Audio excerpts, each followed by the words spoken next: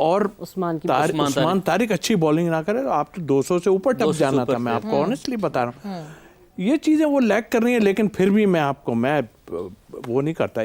आपने बहुत अच्छा रोक लिया उस लिहाज से। अब आपका काम जो होगा ओपनर्स का होगा। बॉलिंग में तो आपको पता है उनकी डेप्थ इतनी है, वो रन्स कर देते हैं, ऐसा नहीं है कि नहीं है। आप खुद देख लें कि उनके पास नीचे पांड्या आउट हो गया, नहीं तो और 230-40 तक आपका हो सकता था, जिस तरह की वो बैटिंग करता है। कॉन्फिडेंट दिखाई दे रहे हैं। ऐसा ही कॉन्फिडेंस चाहिए कि ये चेस डाउन कर पाएंगे। 176 ने looking at the conditions, what do you think, easy chase या uphill chase? I don't think so कि इतना इजी चेज होना है, क्योंकि विकेट जो है अभी इस टाइम पिच जो है वो थोड़ा स्पिन भी अब उसमें हो रहा नज़र आया, उसमें आपको थोड़ा सा ट्रिकी भी आपको स्लोनेस भी है पिच में। आई थिंक आपको बैटिंग तो आपको प्रॉपर करनी पड़ेगी और अब फुल इंटेंट के साथ जाना पड़ेगा। हमने पहले भी बात की थी कि जी पावर प्ले जो हैं दोनों बड़े इंपॉर्टेंट है, और बैटिंग साइड पे भी हमारा पावर प्ले बहुत इंपॉर्टेंट है। 176 का जो हमें टारगेट मिला है, आई थिंक आपको पहले 6 ओवर्स में ज़्यादा अच्छा टारगेट करना पड़ेगा।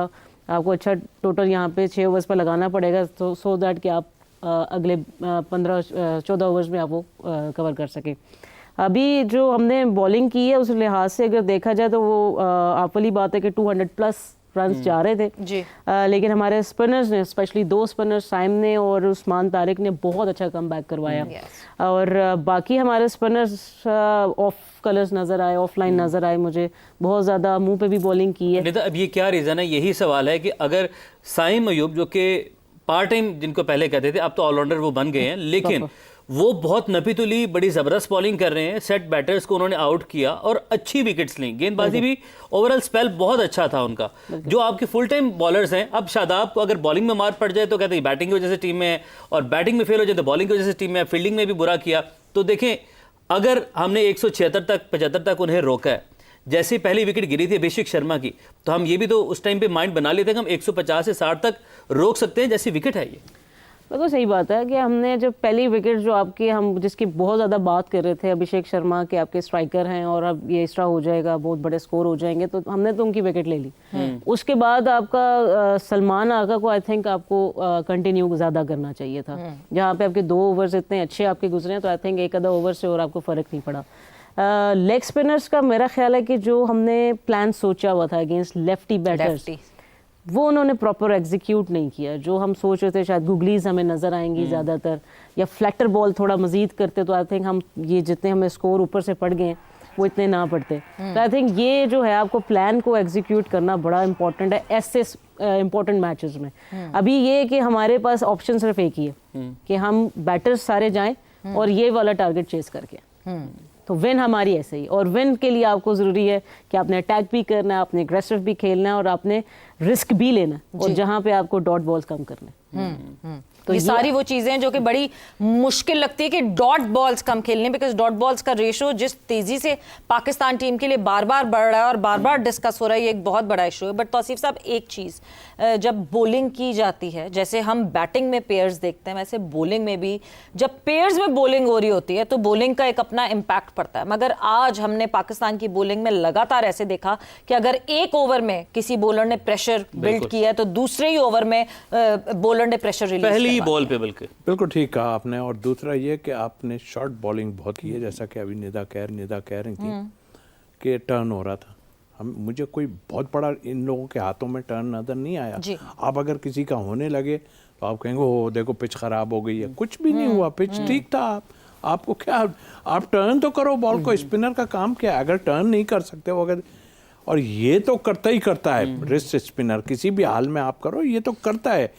आपने बेकार कर दिया शादाब ने जिस तरह की बॉलिंग की। आप, मुझे हैरत है, ठीक है लेग स्पिनर कॉस्टली जरूर होता है, मगर गेंद तो लाइन के ऊपर फेंको। जब आप पीछे फेंकोगे इतना तो कहीं भी मौका मिलेगा वो तो मारेंगे।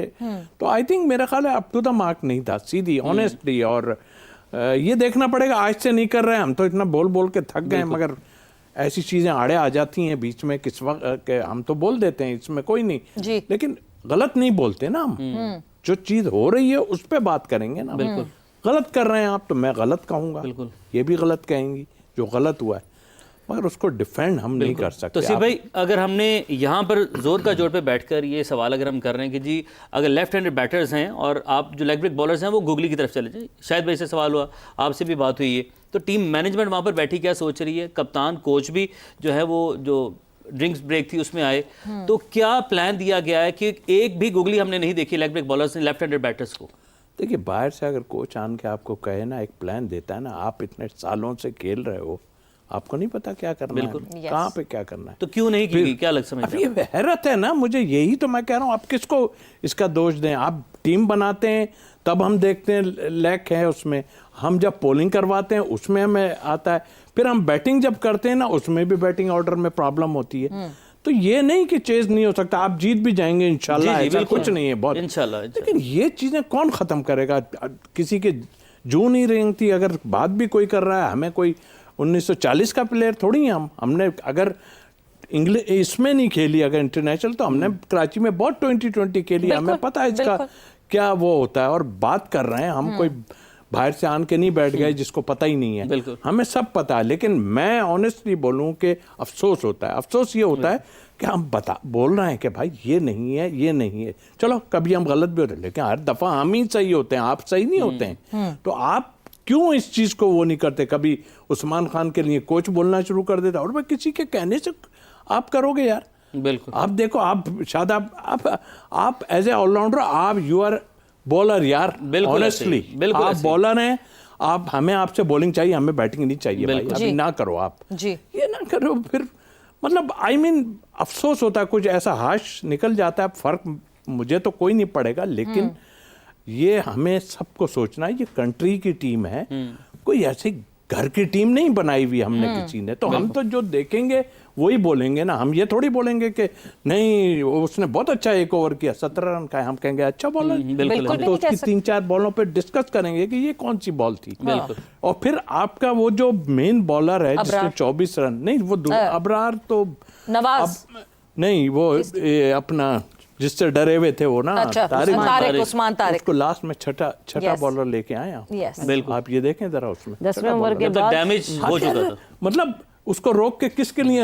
पांड्या के लिए रोका था। बिल्कुल। तो पांड्या ने तो आन के खुद उनकी टीम को मेरे हिसाब से घर ही कर दिया, आन के पहली गेंद पे मार के उसने, वरना 30-40 रन तो वो आम यूं कर देता है 10-15 बॉलों में, क्विक बिल्कुल रन्स कर देता है। तो सोचने का मुकाम है, जीत जाएंगे, कुछ भी होंगे, लेकिन अल्फाज मेरे यही रहेंगे। मैं तो ऑनेस्टली सच बात है, जो गलत उसको गलत कहेंगे। बिल्कुल, ऐसे खेले जा रहे हो, मजाक हो गया पाकिस्तान क्रिकेट यार, कि आप खेल ही चले जा रहे हो, आपको कोई पूछने वाला नहीं। और अच्छा करने के लिए हार्श डिसीजंस लेने पड़ते हैं, जो कि आज आप ये देखें कि बॉलिंग देते हुए जरूर वो डिसीजन, मगर फिर भी मेरा ख्याल से सलमान अली आगा को सोचना चाहिए था कि बॉलिंग चेंजेस सिर्फ पेपर पे लिखकर जो आप बॉलिंग चेंजेस लाते हैं, वो आपने जो है वही बॉलिंग चेंजेस नहीं दिखाने होते हैं, वही बॉलिंग चेंजेस नहीं करने होते, according to the situation, according to the conditions वो बॉलिंग चेंजेस करने होते हैं। और निदा जाते जाते थोड़ी सी बात, हार्दिक पांड्या की बॉलिंग शुरू होगी तो बस फिर सवाल आपसे बिल्कुल भी नहीं हो सकता, because it is the total of 175 and the target of 176 तौबा 176 जो कि पाकिस्तान ने जो है वो चेस करना है, and I hope they can chase it down।